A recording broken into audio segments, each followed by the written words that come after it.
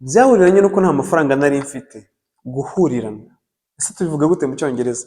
Cyangwa se umunsi wanjye uhura n'uwa Noheli. I mean, birthday yanjye ihura n'umunsi wa Noheli.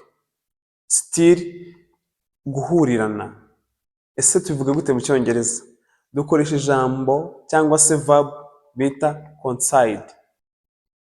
It coincided with byahuriranye. It coincided with the time when I had no money left. Byahuriranye n'igihe I had no money. Byahuriranye n'igihe nta mafaranga nari nsigaranye. Dukuyeho iyi left, like iyi left tuyikuyeho tukavuga ngo when I had no money, tukaba tuvuze ngo igihe nari mfite, I mean igihe ntari mfite, igihe nta mafaranga nari mfite.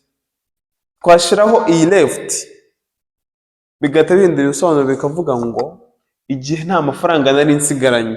Iyi left igihe nta mafaranga nari nsigaranye. Urundi rugero, my birthday coincides with Christmas. Umunsi w'amavuko wanjye uhura n'umunsi wa Noheli. Guys, iri somo ku bugoroba riraba ryageze kuri YouTube channel yacu. Cyari ikiganiro hagati ya President Kagame ndetse na Donald Trump bari gushimirana. Guys, muri iri somo twizemo uburyo ushobora kuvuga nk'aba native speakers, like abenerurimi, ndetse n'uburyo ushobora kuzamura level yawe yo kumva aba native cyangwa se kumva abenerurimi. Nyarukira kuri YouTube channel yacu yitwa God's First English. Urajya kuri YouTube wandikemo God's First English, urahita ubona channel yacu. Ntiwibagirwe gukanda subscribe kandi utegereze rino somo riraza kuba ryagezeho ku mugoroba.